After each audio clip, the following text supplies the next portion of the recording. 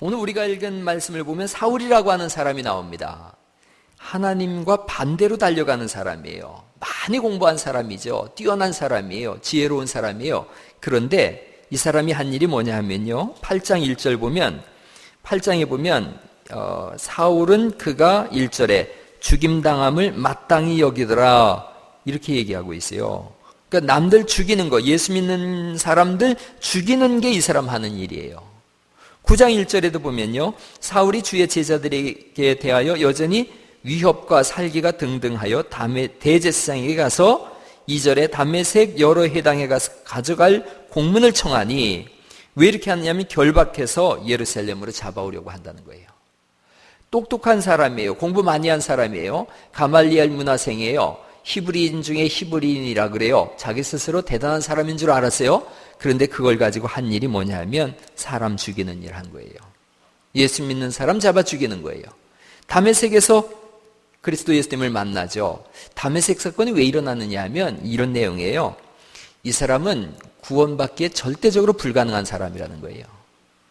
그리스도 예수께서 임재하시기 전까지는 이 사람 구원받을 수 없는 사람이에요. 얼마나 못됐으면 하나님이 직접 찾아가셔야 될 정도의 사람이었어요. 여러분이 전도받고 온 것만 해도 사울보다 훌륭한 줄 믿으시기 바랍니다. 그럼요, 이게 이 사람은 얼마나 훌륭하길래 예수님이 직접 만나셨을까, 그렇게 접근하는 게 아니에요. 얼마나 못됐으면 예수님이 직접 가지 않으면 해결을 못 볼까, 이런 거지요.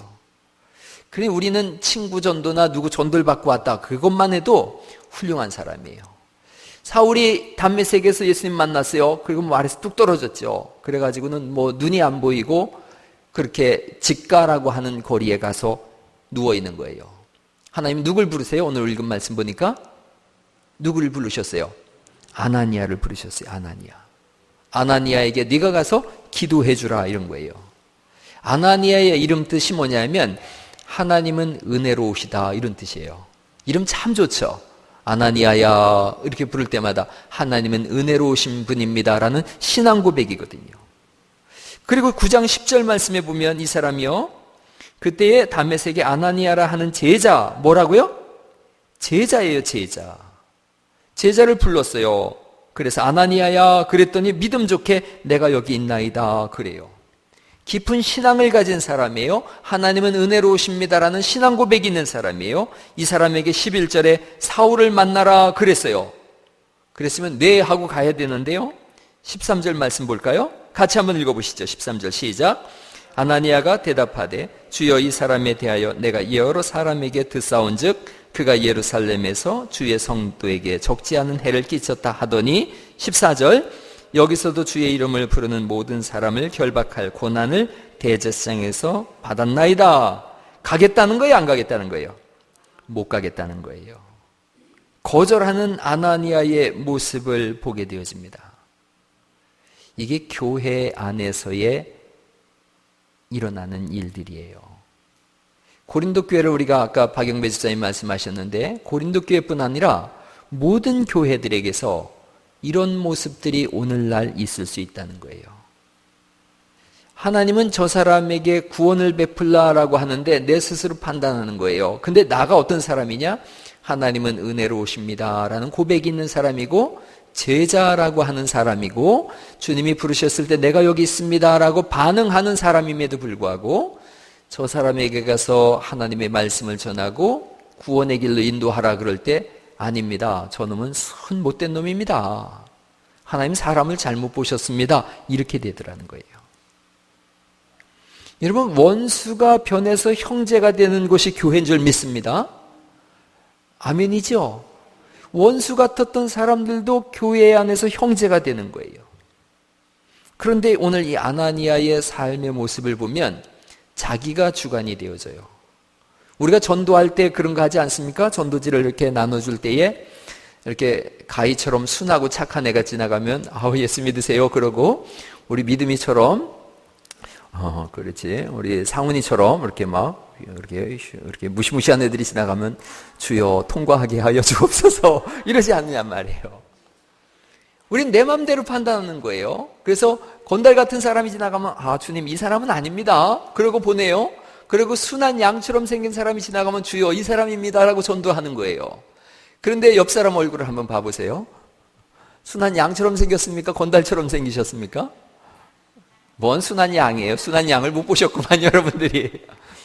한결같이 교회에 도저히 못 올 것 같은 사람들이 와 있지는 않습니까?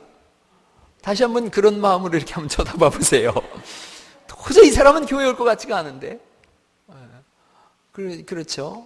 이렇게 보면은 제가 제일 놀랬던 거는 한상준 집사님이 교회 온다고 왔을 때 제일 놀랐어요. 벌써 10몇 년 전이니까 제가 이렇게 터놓고 얘기를 할게요. 도저히 저 양반은 예수 믿을 것 같지가 않았거든요, 내 마음속에. 뭐 이렇게 저 한상준 집사님하고는 가급적 싸우지 마세요. 해병대를 나온 데다가 되게 잘 싸운다는 얘기를 내가 들었어요. 그러니까 가급적 그림자도 피해 가세요. 도저히 예수 믿을 것 같지가 않았는데, 근데 어느 날 이렇게 수련회 갔는데 수련회 기간에 방언을 받은 거예요, 저분이. 방언을 받고서 본인도 방언을 받고 당황했죠, 본인도. 이게 왜 방언이 나한테 왔을까? 그러니까 뭐라고 얘기하냐면, 말 빨리 하니까 나오더만 뭐 그렇게 얘기를 하는 거예요. 그게 이제 저분의 성품대로 표현한 것 뿐이죠. 여러분, 그 옆에 있는 홍기평 장로님 생각해 보세요. 별명이 제가 모르긴 몰라도 저쪽 고창에서의 신나죠. 고창 신나. 휘발유보다 더 급한 거죠. 아주 뭐 성격이 보통 성격이 아닙니다. 아주 뭐 욱하면 보이는 게 없어요. 근데 보니까 장로님이 돼 있는 거예요. 다 그런 분들이에요. 여기 다 그런 분들이에요. 우리 저 뒤에 빙긋이 웃고 있는 정 집사님 고창에서 이렇게 오셨지만 씨름 선수였다는 거예요. 옛날에 씨름 선수. 그래서 그런가 뭐 이렇죠. 뭐 이 앞으로 보면은 말할 것도 없죠. 박원석 성도님서부터 해서 뭐 이렇게 한결같이 하나같이 예수님 도저히 안 믿을 것 같은데. 정수 집사님 동의하시죠? 동의하시죠? 도저히 안 믿을 것 같은데. 그런데 오늘날 이렇게 와서 보니까 예수님 믿는 사람들이 된 거예요. 이게 우리 생각과 하나님의 생각이 달라요. 할렐루야. 우리가 판단해요. 저 사람은 예수 안 믿을 것 같아. 아니에요. 하나님 그 사람을 부르셨어요. 이 사람은 예수 잘 믿을 것 같아. 아니에요. 여러분, 예수 안 믿는 사람 중에 많은 이야기를 어떤 말을 듣냐면, 저 사람은 예수님 안 믿지만 예수 믿는 사람보다 더 착해서 구원받을 거야. 이런 얘기해요. 뭐 법 없이도 산다 그러고. 진짜 착한 사람은 오히려 또 예수를 안 믿더라고요. 사울이라는 사람이 예수 믿을 줄 누가 알았겠어요. 그런데 아나니아는 그거를 모르고 있는 거예요. 하나님 가라 그러시죠. 저 사람은 이방인을 위해서 택한 나의 그릇이다 그러세요. 그래서 가서 기도했더니 눈에 비늘 같은 것이 벗겨지고 세례를 받고 그가 사도가 되어집니다. 성경이 우리에게 들려주는 말씀은 딱 한 가지예요. 하나님의 은혜로 이루어지는 것인 줄 믿습니다. 그냥 처음부터 끝까지 하나님의 은혜로 덮여지는 거예요. 그러자 그때부터 쓰임 받습니다. 목사가 됐어요. 이제 목사 된 지 20년 됐어요, 제가. 목사 된 지 20년 됐고요. 예수님 믿은 지 25년 됐어요. 50살 중에 25년은 예수 안 믿었고 25년은 예수님 믿었어요. 돌이켜봤어요. 이번에 명절에 저도 시골 다녀왔다 그랬는데, 시골 가서 옛날 우리 아버지가 교회 종해놓은 그 교회를 갔어요. 우리 새벽 예배 드리는 교회 강당만 해요. 그 예배당만 해요.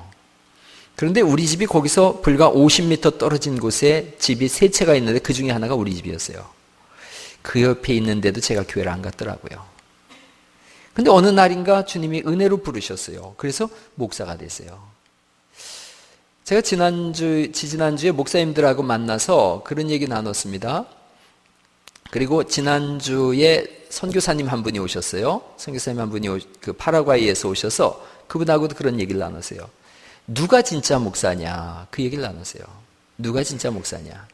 한 가지, 은혜라는 것을 아는 게 진짜 목사다. 다른 게 없더라는 거예요. 은혜를 아는 게 진짜 목사예요.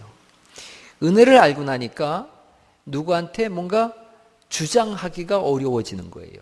막 주장하고 이러기가 어려워요.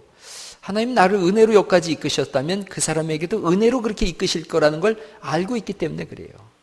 자녀들을 향해서도 그렇고 성도님들을 향해서도 그렇고 제가 해야 되는 것이 두 가지인데, 하나는 훈련이에요. 교회는 훈련하는 곳이거든요. 강하게 훈련을 해야 되지만 또 하나는 은혜로 덮는 일을 해야 돼요. 이 두 가지 균형을 맞추는 건데, 나이가 들고 세월이 가면 갈수록 어디에 균형이 더 많아지느냐면 은혜 쪽에 무거움이 가라집니다. 그래서 세월이 가면 갈수록 교회가 훈련은 약해지고 은혜가 많아지는 줄 믿으시기 바랍니다. 그렇게 되어지는 거예요. 아이들 때는 막 훈련해야 돼요. 그런데 연세가 드시면서 여러분 뭘 느끼세요? 은혜로 이루어졌구나. 은혜로 이루어졌구나. 그 고백밖에 할 수가 없어요. 모든 게 은혜예요. 다 은혜예요. 어떤 분이 2천만 원을 준비하셨다고 그러면서 저보고 그걸 좋은 데 쓰시라고 좀 전해주래요. 제 마음속에 우리 교회 쓰고 싶은 마음이 얼마나 많이 드는지 모르겠어요. 그런데 그분이 제 사정도, 우리 교회 사정도 알지만 꼭 선교사님이나 이런 데를 위해서 쓰면 좋겠대요. 그래서 기도하는데 차마 양심상 우리 교회 못 쓰겠는 거예요.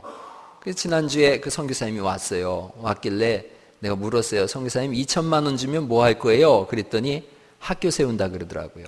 파라과이 학교 세운대요. 그래서 그러면 학교 세울 거에 대한 어떤 청사진이 있습니까? 그랬더니 즉석에서 빼주는 거예요. 제가 그걸 갖다가 오후에 그분을 갖다 드렸어요. 그리고 이렇게 학교를 세운답니다. 그랬더니 그분이 마침 다른 지역에서 선교사님 한 분이 요청을 했다 그러면서 거기 1,000만 원을 보내고 여기 1,000만 원 보내겠다 그러더니 어제 1,000만 원 보내셨다 그래요. 내가 전화를 했어요. 그 친구한테. 이렇게 해서 1,000만 원 보낸다고 합니다. 그랬더니 그 친구가 첫 마디가 은혜입니다. 그러더라고요. 은혜입니다. 제가 맞다 그랬어요. 모든 게 은혜예요. 사울이 바울 된 것 은혜예요. 은혜 아니면 해결할 길이 없어요. 오늘 제가 점심을 먹는데 제 앞에 어르신 한 분이 식사를 같이 하셨어요. 그분이 이렇게 얘기를 하시더라고요.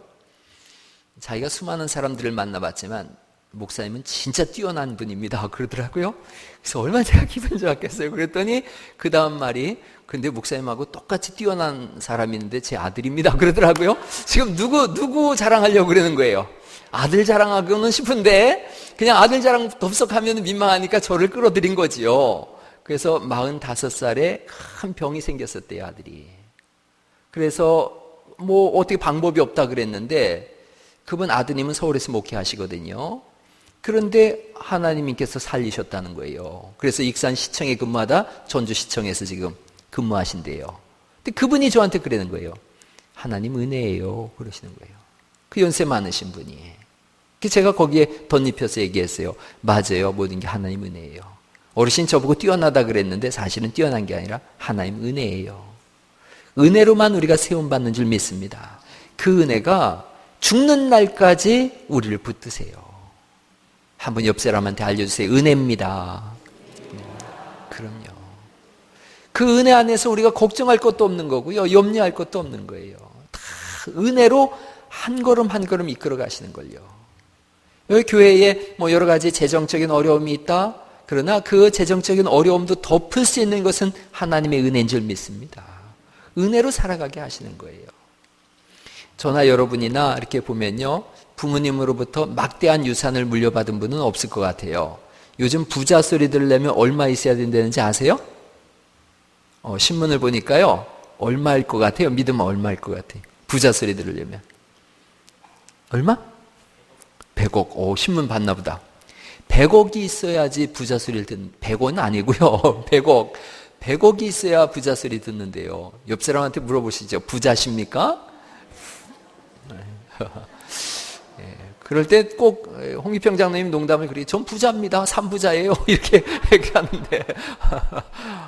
여러분 100억 우리는 다 보면 젓가락 하나 숟가락 하나 밥그릇 2개 가지고 시작한 분들이에요. 그런데도 보면 여기까지 왔어요. 굶어 죽지 않고 여기까지 왔고요. 자손 다 낳고 살았고요. 적신으로 나왔다고 우리가 성경에 말씀하고 있잖아요. 빈몸뚱어리로 나왔는데 어느 날 보니까 옷도 이렇게 다 입고 자녀들도 키우고 여기까지 살아왔어요. 은혜예요. 제가 은혜를 제일 많이 경험한 건 장가가는 날이었어요. 장가가는 날. 제 수중에는 10원도 없었습니다. 장가가는 날. 근데 우리 어머니가 금 10돈을 해서 주시더라고요. 그래서 처갓집으로 금 10돈을 보냈는데 장가가는 날 누구는 숟가락 젓가락을 샀다 그랬는데 저는 그 살 돈도 없었어요. 실제로. 근데 아침에 이제 눈을 떴더니 아내가 오라 그래서 갔더니 옷을 다 입히더라고요. 옷을 다 주고 넥타이도 맬 줄 몰라서 이렇게 들고 있었더니 소혜숙 권사님이 제 처형이잖아요. 소혜숙 권사님이 넥타이를 매주더라고요. 그런데 그 전에 이렇게 미용실 가서 누워 있으라 그래서 누워 있었더니 얼굴에 팩하고 화장 발라주고 또 머리 이렇게 해주고요. 그래서 그날은 누워라 그러면 눕고 입으라 그러면 입고 서 있으라 그러면 서 있고 그랬더니 결혼식 끝났더라고요. 청첩장 하나도 제 손으로 본 적이 없어요. 아내가 전부 이렇게 하고 그러고 났는데 결혼했는데 갈 데가 없잖아요. 그랬더니 처갓집에서 살으라 그러더라고요. 처가살이 3년을 했는데 그날 제가 깨달았어요. 이야, 이게 은혜다. 이렇게 거울을 가만히 봤어요. 어디 복이 들었나 생각해 봤어요. 어디 복이 들었나 가만히 보니까 코가 좀 약간 들창 코라서 옛날 사람이 복코라 그러더라고요. 복 들은 데가 하나도 없는데 그런데 은혜로 덮으셨더라고요. 그래서 은혜가 되는 줄 믿습니다. 복 들어있는 데가 어디 한 군데라도 있으면 그 은혜 아니에요. 복 받을 만한 곳이 요만큼도 없는데 그냥 다 하나님이 덮어주신 거예요. 그게 은혜입니다. 사울이 그 은혜를 입었어요. 사울의 세상물이 다 빠졌더니 그 내가 주장할 거 하나도 없었더니 눈까지 멀었더니 그때 비로소 하나님의 은혜가 임했고 그가 바울 되어졌어요. 우리 평생에 하나님께서 늘 말씀하세요. 두려워하지 마라, 염려하지 마라, 내가 너와 함께 할 것이다. 왜 그렇게 하시느냐 하면 딱 한 가지예요. 하나님은 알고 계시거든요. 내가 은혜로 너를 덮고 있다. 은혜로 너를 덮고 있으니 염려하지 말라고 하시는 줄 믿습니다. 우리는 은혜 받은 사람들인 거예요. 서로를 향해서 아나니아가 사울 대하듯 하면 안 돼요. 왜냐하면 아나니아도 하나님은 은혜로우십니다라는 고백이 있는 사람이고 사울도 은혜 받은 사람이기 때문에 그래요. 은혜와 은혜가 만난 걸요.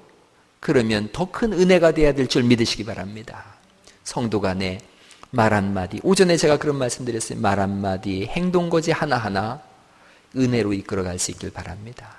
우리 입술에서 은혜되는 말들이 나오시고 은혜되는 행동들이 되어질 수 있길 간절히 바랍니다.